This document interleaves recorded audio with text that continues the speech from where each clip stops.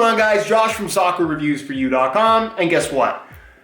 I got some new stuff in for review. That's what we're going to be taking a look at in today's video. As always with these update videos, feel free down below in the comments to let me know which of these products you'd like to see reviewed right away. Generally, whatever gets the most amount of requests is the review that I'll make as soon as possible. So let me know what you guys want to see down below. And also, if you guys enjoy these update videos and want to see them continue into 2018, as this is the first one of the year, don't forget to support this one with a like. So as is the case with every holiday season, the shipping generally comes to a grinding halt, and because I'm constantly reviewing the latest stuff, I always have stuff in the mail, which means that generally around this time of year, stuff that I want to make reviews on right away, I don't end up getting until a week or two later. And fortunately, it seems that all of the mail is now kind of at its normal speed again. However, pretty much everything I had on order showed up at the same time, some of which I was expecting, some of which I was not expecting at all, but nonetheless, some very interesting arrivals. This is just some of the stuff that showed up. Some of it I didn't want to show in this video because it's really, really interesting. I wanted to keep that as somewhat of a surprise.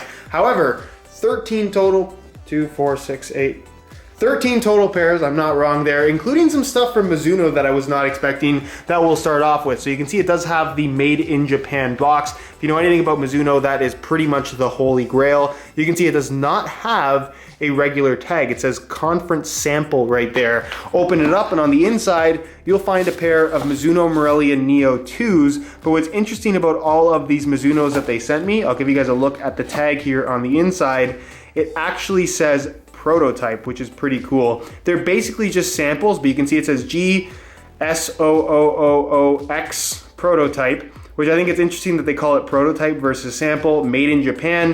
And then the size tag is completely left empty, but these are a size 9 US as far as I know. They sent me these for review. So this is one of the latest colorways of the Morelia Neo 2, the made in Japan variation. Really, really nice shoe. They also sent me the exact same shoe in the alternate new colorway, which is also really nice. This has this kind of black with like a silver glitter in it. It's kind of like the Regula launch colorway to a certain extent, but I would say the glitter aspect is a little bit more noticeable. And then it's got the silver detailing as well. This is also a prototype, as you guys can see by the size tag. Yeah, there's a look at it right there. Really, really cool that Mizuno sent these out. I don't have any other Mizunos like this, so thank you very much to them for sending these. Also, some other Mizuno stuff. This is the Mizuno Regula V1, the Indonesian-made variation in the latest colorway, which looks absolutely gorgeous. All white with the black detailing there that has a little bit of a, I don't know, it's almost like a safari print pattern in there, and then the silver detailing in the tongue, as well as the heel and sole plate.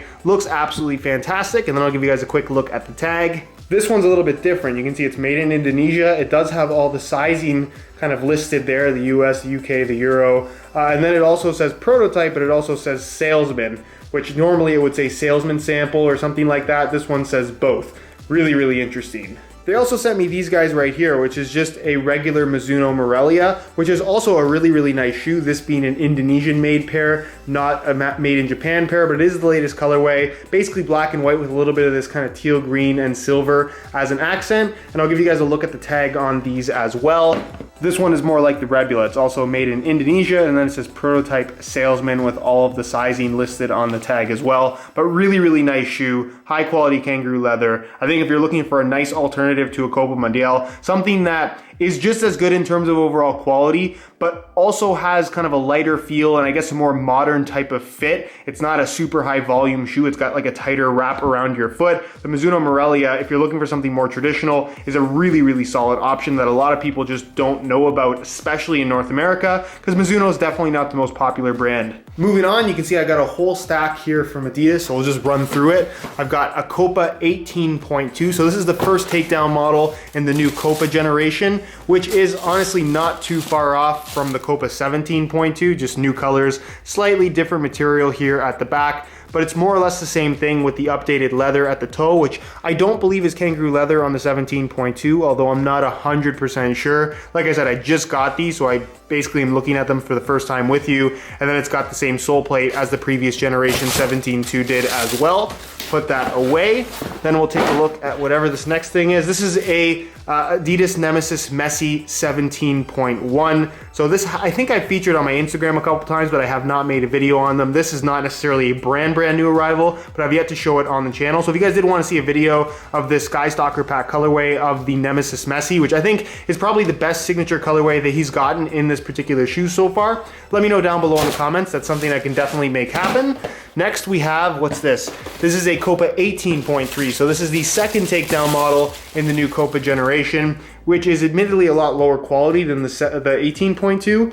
You can see it has kind of the same sole plate, just not as nice of a plastic material. And it does have the updated leather minus the stitching here at the front, if that is actually leather. It definitely is, because it has the stamp right there. But definitely an interesting shoe, a little bit different in terms of the coloring at the heel, being solid white versus having the black detail, but definitely an interesting shoe as far as a value proposal is concerned. Next we have the Copa Tango 18.1 TR, which is basically the indoor version of the Copa 18.1. I believe I already made a review of the turf variation, but if you guys want to see a review of the indoor version as well, it's basically the exact same as the turf shoe, just with a slightly different bottom. Not my favorite indoor bottom, if I'm completely honest, but it does get the job done, and it does have the full length boost, which is a little bit different than what you get from the turf variation. So it's not exactly the same shoe, but definitely very interesting. So if you guys want to see a review on that, let me know. And then finally, we got a nice drawer box, which is always fun to open with one hand.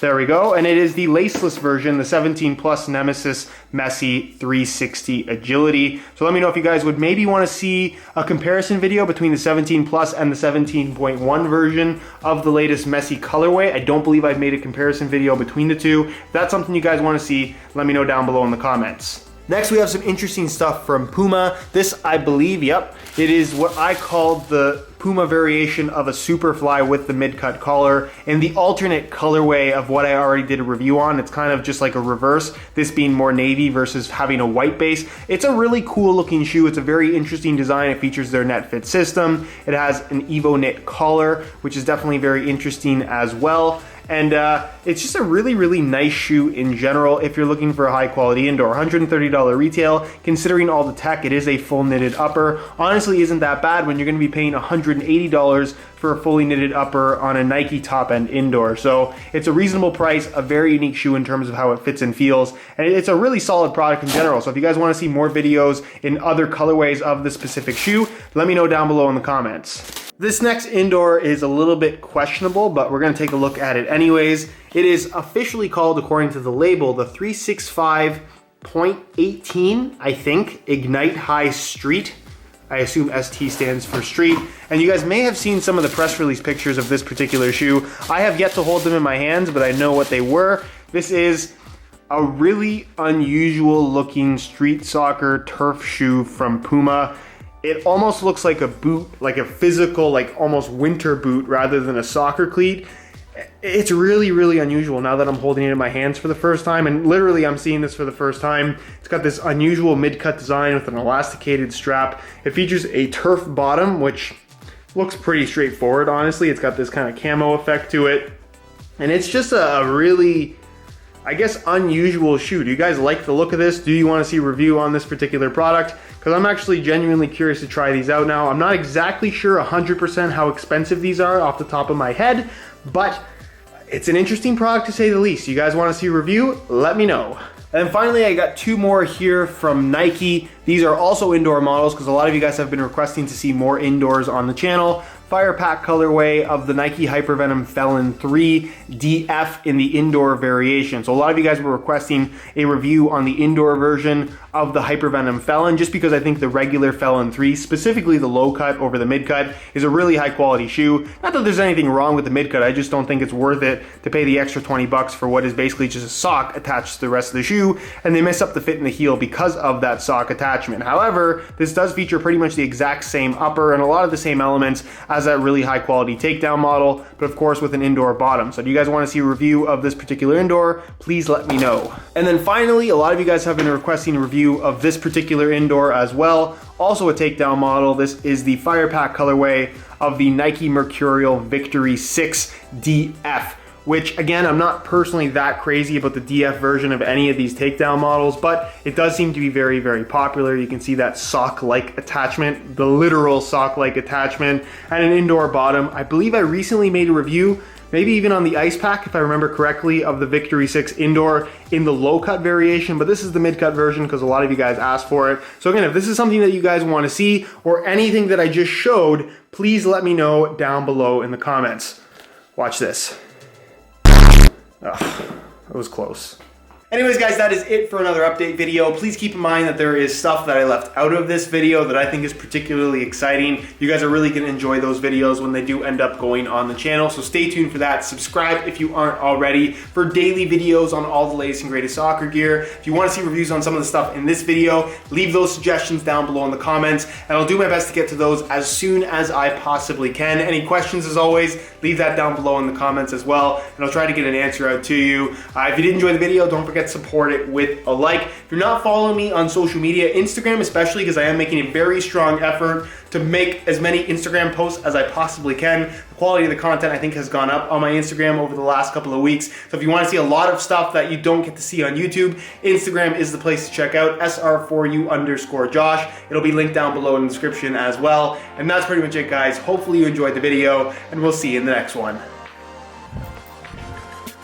I did that way too late.